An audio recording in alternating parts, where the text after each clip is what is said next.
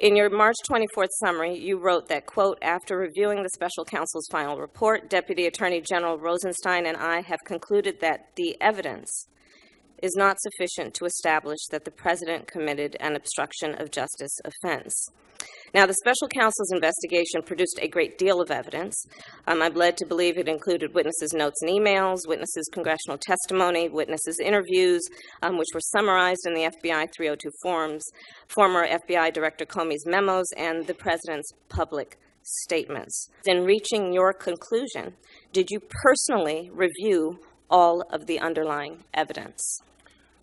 No, we took and accepted. We accepted. Mr. Rosenstein? No, we accepted the statements in the report as the factual record. We did not go underneath it to see whether or not they were accurate. We accepted it as accurate and made our. So you accepted the report as the evidence? Yes. You did not question or look at the underlying evidence that supports the conclusions in the report? No. Did Mr. Rosenstein review the evidence that underlines and supports the conclusions in the report, to your knowledge? Not to my knowledge. We accepted the statements in the report, Did and anyone the characterization of the evidence is true.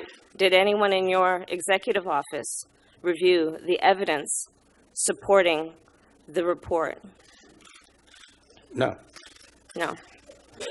Yet you represented to the American public that the evidence was not, quote, sufficient to support an obstruction of justice offense. The evidence presented in the report. As the Attorney General of the United States, you run the United States Department of Justice.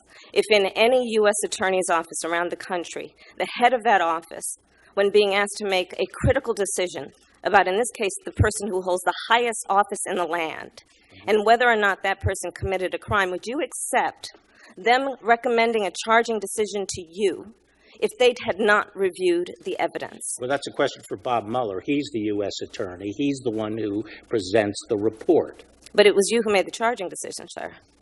You made the decision not to charge the president.